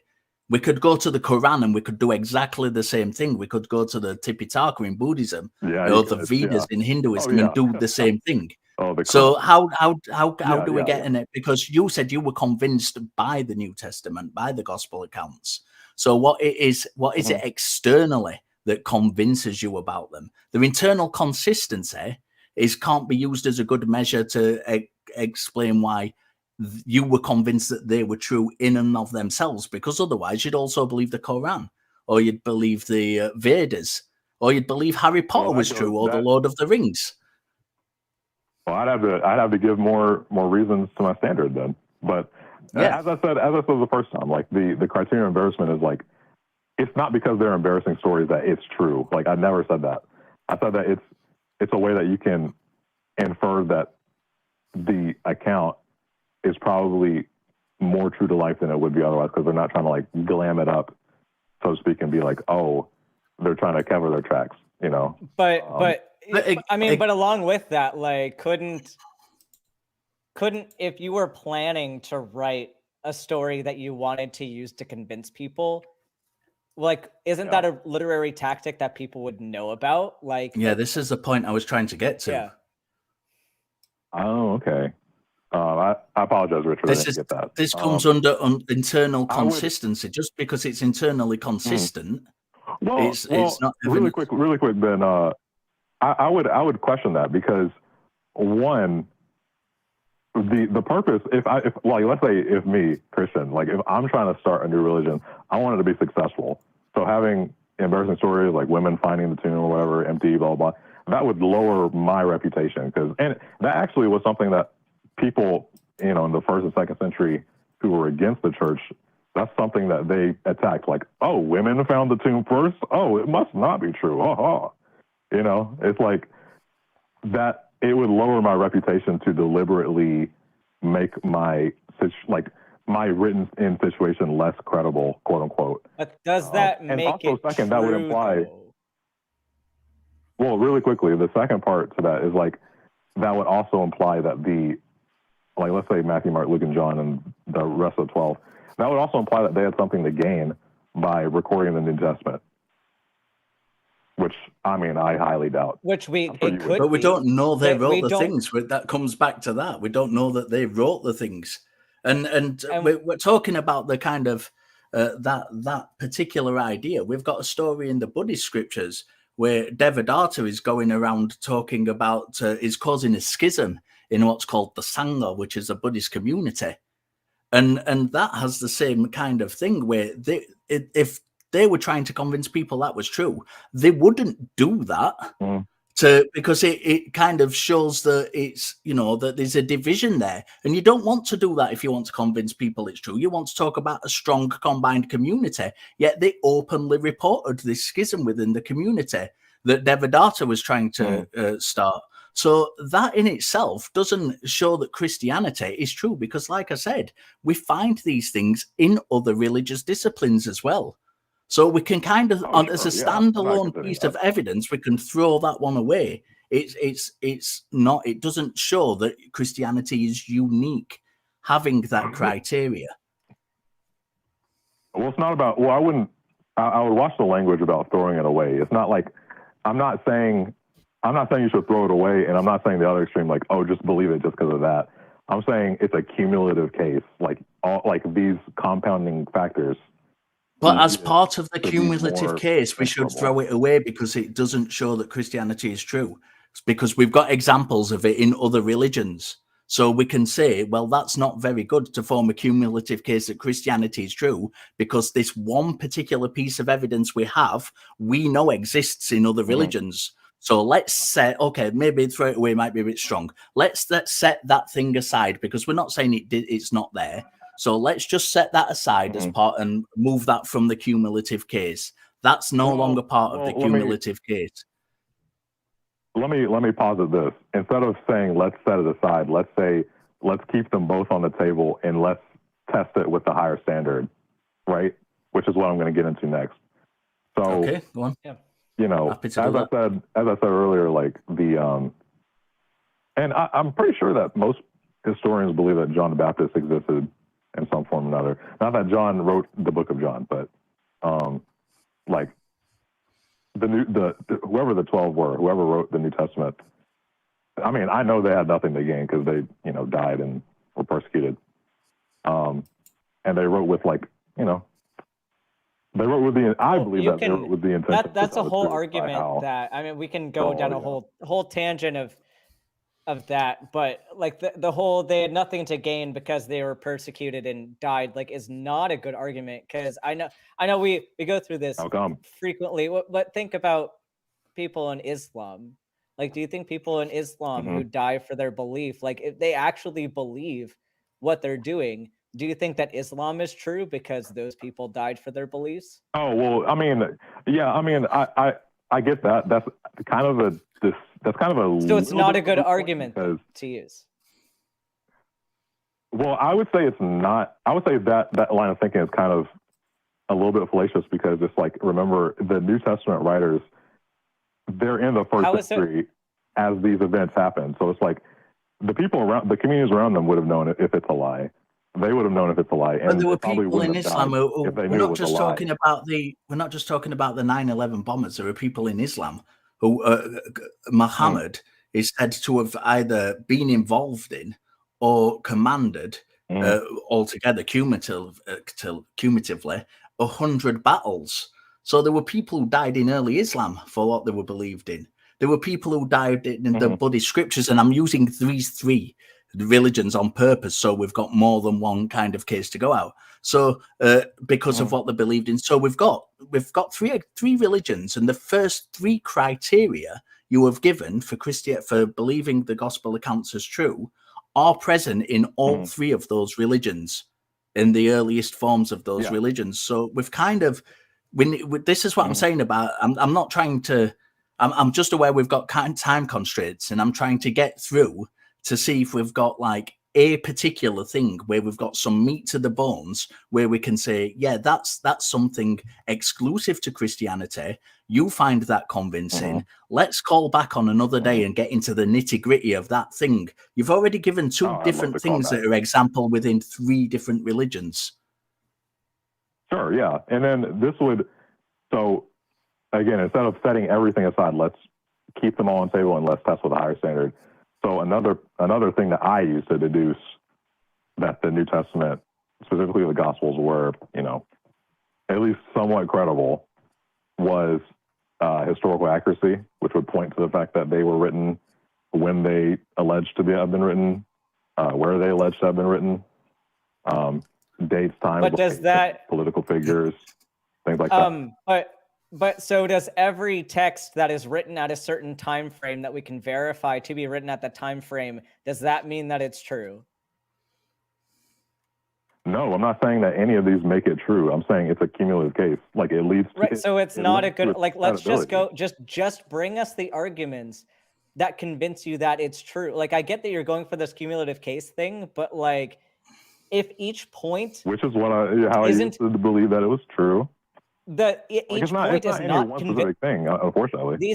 Each of these points is not convincing. So why are you? And not exclusive to Christianity. Again, we've got examples in the Quran of real places and real events that we know occurred. Well, with the Quran, I've read the Quran, and I don't think it holds up to like historical scrutiny.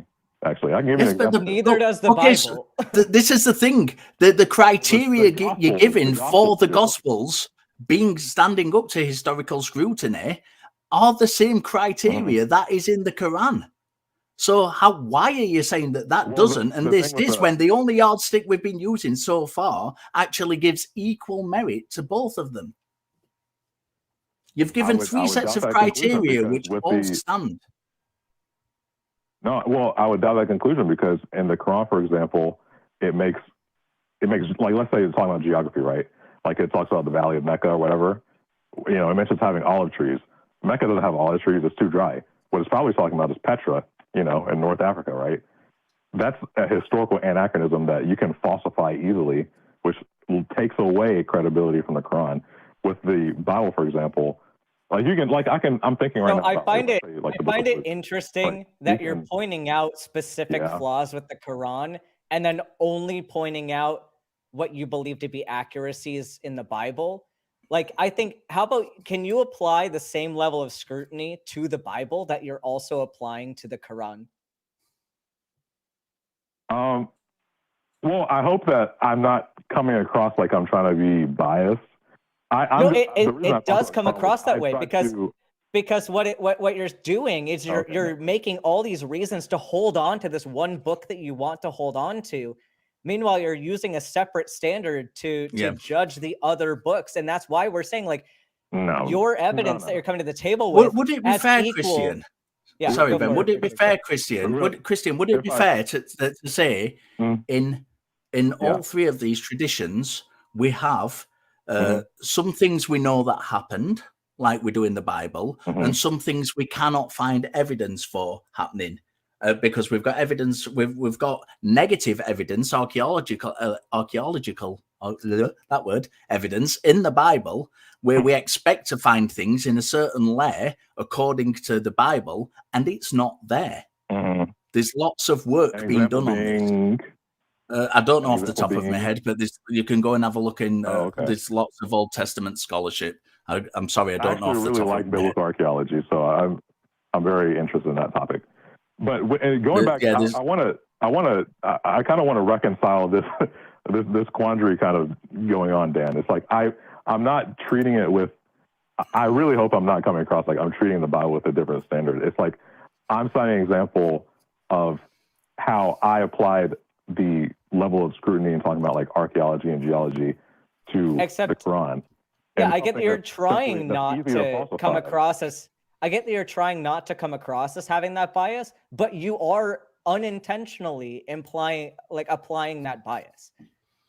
Like you've approached the Quran about like the evidence the way that you are approaching the Quran, you should also approach the Bible, and that's what Richard and I aim to do. Like that's why we're starting from a level of not believing in either of them, and there has to be, like Richard is saying, there has to be something within your case for Christianity that is going to push us over into believing that. But you're starting from a place of believing in Christianity, and you've basically said, well, I don't have enough to convince me it's not true. Meanwhile, you're applying the same skepticism that Richard and I have for Islam. That way. No, but that's what you're doing. Okay, like I don't know if you don't. The issue is. Hold on, really quick. I want to clear this up because I don't want you to think that I'm some type of weirdo. I think we're having something very lovely. Dan. We don't think you're weird. Look, we're having a good conversation. We don't think you're weird at all. We don't think you're a weirdo, but it's just there's an internal bias that we all have, and like I do with certain things, and I have to have people remind me, like, hey, no, your argument is not. Oh yeah, no doubt. No, I get that. I get that. All of us have to have that, really quick. And we're not aware of how we think sometimes. And I'm just trying to let you know, like this is the argument that you're making. This is what you're saying. And if it's not intentional, maybe you need to go back and reevaluate your argument and say, okay, maybe I need to rethink my position. And that's all we're trying to say is I think you need to rethink your position. I get that. No, I get that. I appreciate that. What I'm saying is I think you're a little bit hung up on like, I have no reason to believe it's not true. That's not how I started off as. At first, I didn't believe this stuff, and I just looked into it, and I just came to that conclusion. That's how I feel now with the amount of evidence that I've come to, that I've seen. But when I started looking into the Bible, I started from a position like you of I'm neutral, I'm agnostic to it, I have to go where the evidence takes me. I didn't start. If that's from, the case, then Christian, if that's the case, and I don't begging doubt the question of like, oh, I believe it's true, therefore the New Testament is true. If that's the case, just why be with the first three sets of criteria you've given us, why are they present in other religions as well? Because if you're coming from a truly impartial point of view, you must say, well, there are some true things and false things in the Bible. There are in the Quran and the Tipitaka. People died for what they believe in. People did in the Quran and the Tipitaka. And what was the first one? I can't remember what the first one was because we've been talking for that long. But whichever that one was, also present in the Quran and Tipitaka. So we've taken only three religions, and there are more than three. And I would hazard a guess that those criteria would be present in a wider selection as well. But we've taken only three religions. You've given us three sets of criteria, which you said convince you that Christianity is true. And yet those three things are present in those other religions as well. So which one, when are we going to get to one that isn't present in the other religions? I just gave you, oh man, Richard, like I just mentioned earlier, like 5 minutes ago, I didn't even get to how I applied the historical standards for the Bible. I mean, I will maybe someday, but it's talking about might be a different call. The Quran. It'll have to be. I'm sorry, but I gave one example. I could give more like archaeological examples. You gave an example of something that isn't real. Really quickly? Could I finish really quickly? Yeah, like I gave one example of how archaeological scrutiny doesn't hold up to the Quran narrative. Not because I'm biased or anything, but it's how it is. To some of the Quran narrative, there are some true things and some false things in the Quran. The same is in the Bible. There is a book called The Bible Unearthed by Israel Finkelstein and someone else. There's Dr. Joshua Bowen's handbook, Atheist Handbook to the Old Testament. Both of these books go into the archaeological record and show the stories in the Bible, the archaeology does not confirm them. And in some cases, there is negative evidence for them. Now, as I said, I can't remember specific examples, but if you have a look into those books, which are really, really interesting books, and I'm sure there are many scholarship books of scholarship on the subject which do the same. They will show you that some things in the Bible are true, and some places are real, and some we have no evidence for, just like the example you gave in the Quran. So again, we've got the same criteria over the same religions. That was just one example, though, but okay. Yeah, and again, I just gave one example. It's like, you can't prove the creation account to be true or whatever. It's like, it's poetry. We get it, But going back to the second criterion that I gave, talking about like the presidency of the eyewitnesses and the parties involved, whatever, not to pick on the Quran, but this is the other book I've read the most. With the Quran, the whole Uthmanic revision, the Battle of Yamama, the Quran literally means recitation. It wasn't written down until like decades and decades, and the version that we have now exactly the same as the New Testament. The Bible. You mean exactly the same as the Bible? Well, that one stood apart, but as I was about to say, as I was finishing, do you know what the Uthmanic revision is?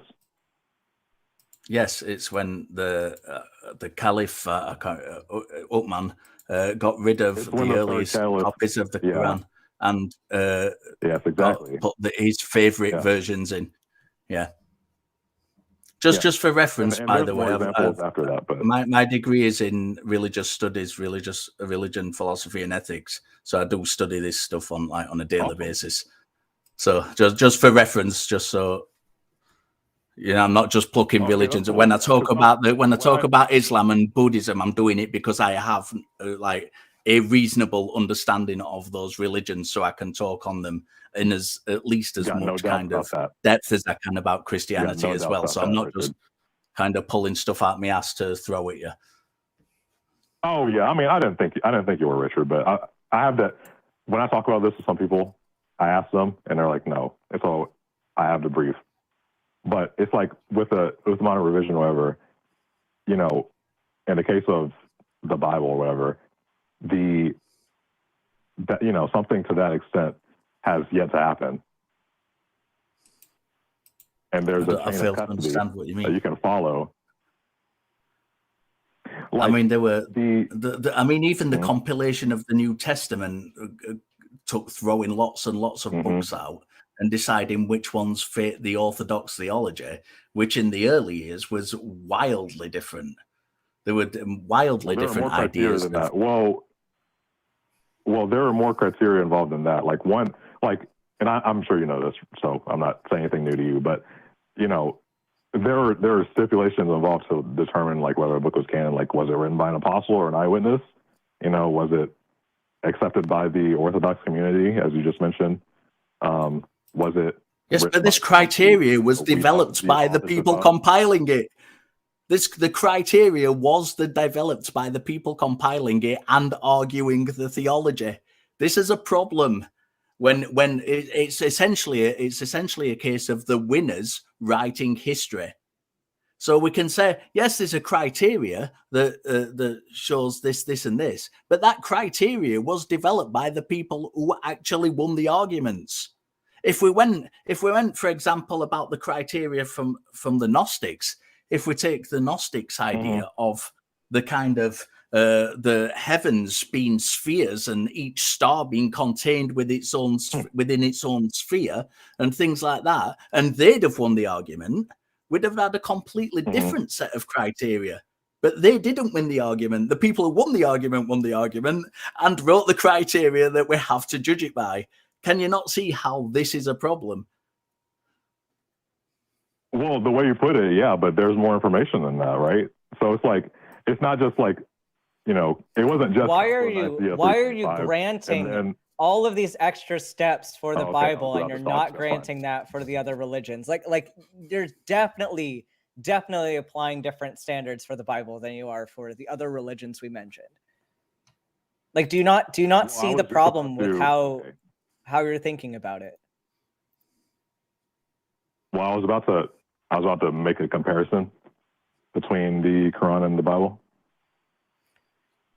See, you seem totally willing to dunk on the Quran, and then like as soon as we bring up exception, like or we bring up arguments against the Bible, and your response is, "Oh, well, but that's not everything. There's more context and all this stuff." But like, we could do the same. Like Richard and I could take the position. I mean, that's just how it is. Yeah, no, but hold on. But Richard and I could take the position of Islam and make the same statements, saying like, "Oh, hold on, but you're looking at it from this lens, and you're not looking at these other contexts. You're not We can do the same arguments, and I'm kind of stumped by the fact that you apparently can't see how you're doing the same thing. The problem, I'm unfortunately not being able to finish most of my sentences, Dan. So I'm trying to get there. I appreciate the concern, and I know what you mean. I get it. I'm trying to look at it from as unbiased as possible. So just bear with me. Really quickly. But here's the thing, though. I'm sure you keep saying over and over again. You keep saying over and over again that you're trying to be as unbiased as possible, and then we point out an area of your bias, and you ignore that, and you don't change your position, and that's a problem. Right. Well, so if you have an area where you're being biased, if you're trying not to be biased and you're called out on your bias, the honest thing to do is to reevaluate your position. Right. And I'm not seeing that happen. Or I can give more context that supports why I came to the conclusion I did. Yeah, but you haven't done that. Every piece of evidence context you keep bringing, we keep mentioning about why that's not sufficient. But then the problem is I keep trying to give extra context, and then I get cut off, and then I'm like, oh, and then you're saying, oh, I'm being biased, and I haven't even given more context that supports why I believe what I do. So it's like, I'm trying to work with you, Dan, and I like you, but we gotta, you know, I haven't even gotten most of what I want to say out. Yeah, Well, I think maybe we need to continue this call on a different time, because I think we've gone in a lot of different circles. And we are way over time, yeah, I'd love and to there talk is to you someone again. else I want to get to Yeah. before really quickly. Yeah. Listen, Yeah, we're good. Christian, honestly, this has been a brilliant conversation. I do want to continue this conversation with you. I really, really do. And I thank you for your cordiality. You've been, it's been a good conversation. There's been no shouting, no raving at each other. It's been all very good with, I don't do that type of stuff, man. Good. I don't do that and stuff. neither do we if we can help it. So yeah, it's been a great call. I'm going to let you go, but please do call back and let's continue. All right, appreciate it, guys. I really enjoyed that, Ben. I want to go. I'm going to go and pick this last call up because it is somebody who wants to call me out or clarify me, wants me to clarify something. So I'm kind of want to address this just quickly before we go.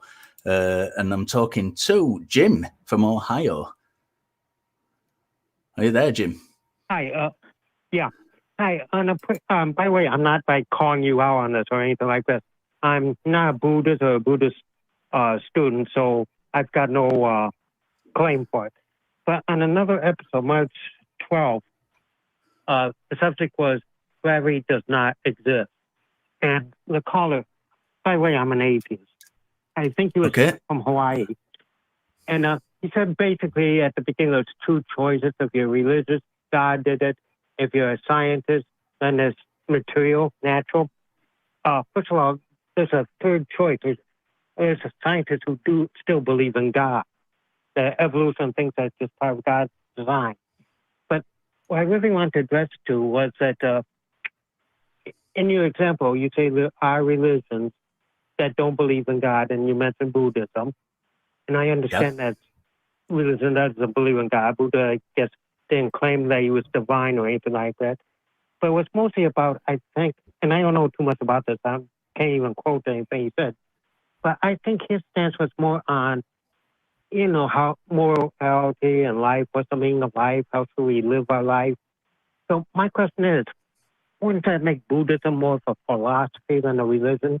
Isn't religion by definition a belief in one or more deities? No, okay, so I think, I mean, I can't, without looking, I can't talk on the specific call you were referring to. It's very unlikely, I said without any clarification, that there aren't gods in Buddhism. I may have said there is no creator God in Buddhism like there is in the Abrahamic religions. Because one thing I most argue with people about is Buddhists who say there are no supernatural beings or gods in Buddhism, because there are. There just aren't creator gods in Buddhism. Now, there are some schools of Buddhism that don't believe in any gods whatsoever, or are completely atheistic, and that's fair enough. But in the scriptures, there are most certainly gods and supernatural beings. So if I absolutely said there are no gods whatsoever in Buddhism, which I find very difficult to believe, I misspoke, and I apologize for that. But without listening to the particular call, I can't remember exactly what I said. If you want to check this March 12th of this year, I may have just called you, but I just wondered about that. Before I let you go, do I have time to ask one question? One of your callers referred to a book by Stephen Hawking. Do you remember what that was? I don't think, did he mention a book, Ben? I don't know if the caller mentioned a specific book. Yeah, there was one of the earlier callers mentioned Stephen Hawking. I know he mentioned Stephen Hawking, but I'm not sure if he mentioned a specific book. He just mentioned Stephen Hawking's position. I don't know. Maybe the audience can help out. I don't remember. Yeah, you can go back and rewatch this later and find out what was specifically mentioned. Okay. Well, thank you. No problem. I just want to thank you for calling in, and I always appreciate being challenged if I've said something that might not be true, or if I've got wrong. Absolutely. I welcome those calls, and I really wanted to kind of got that. We will be joining us. I think we will be joining the Discord if you're still up for it, Ben. I know we've massively overrun, but that's okay. We can do that. Let's get the notes up. If you happen to be in the Austin area this week on June 25th, 2023, then please consider joining us for the live broadcast of Talk Heathen and the Atheist Experience. Talk Heathen will be hosted by Objectively Dan and Jamie the Blind Limey. And the Atheist Experience will be hosted by Christy Powell and Jimmy Jr. Doors open at noon, and we hope to see you there. Oh, they're all fantastic hosts. You can... have you ever? I know I have. Have you ever said, I really love the content of the ACA creates, but I wish there was a way I could get it all the time? There is. We've got you covered. We now have 24/7 live stream. AXP TV delivers a constant stream of shows, clips, and specials from the 26 seasons of the Atheist Experience. And now AEN TV provides you with clips from the other shows of the Atheist Experience networks like Talk Heathen, Truth Wanted, and Secular Sexuality. Just to name a few, you can watch or simply listen to your favorite hosts and discover some hosts you've never heard of at tiny.cc/AXTP-TV and the tiny.cc/AEN-TV to join the fun. And as I said earlier, I do nip into those and watch those quite regularly. And the prompt for this week, for the question for next week, is what would you have ordered at the Last Supper and why? Reply in the comments and tune in at the beginning of the next week's episode to hear the top 3 answers. There are lots of ways to support the ACA. Like the video, subscribe to the channel, become a member, click the join button below the video, support us on Patreon at tiny.cc/PatreonTH. We now have a channel that houses all of the ACA in audio podcast form. Visit tiny.cc/AEN podcasts, and you can become part of the Talk Heathen community in our fan room Facebook page at tiny.cc/FBTHG. If you'd like to continue the discussion after the show, we will be in Discord, myself and Ben, and that's at our fan run Discord server at tiny.cc/ACD Discord. And of course, me and Ben have been talking all day, but we couldn't do this on our own. We've got lots of lovely people who do this with us and help us and get us off the ground, and that is the crew. Let's have a look at the lovely crew, because they are brilliant, and it's them who do all the hard work. Look at them looking really angry because we've gone so over time. It doesn't matter. We've had fun. It doesn't matter. Okay, so let's send some love rings out. We're going to say, whether you believe or not, if you're an essential worker, we want to thank you. You know, I'm an essential worker. I've been there. I know what it's like. I extend gratitude to everybody else who's been in the position. I know Ben's an essential worker. If you don't believe, this is your community. You know, we have those groups which we've mentioned, the Facebook, the Discord, we've got the TikTok. You can connect with us there. We absolutely appreciate it. And if you do believe, we don't hate you. We're just not convinced. See you next time, guys. Thank you very much.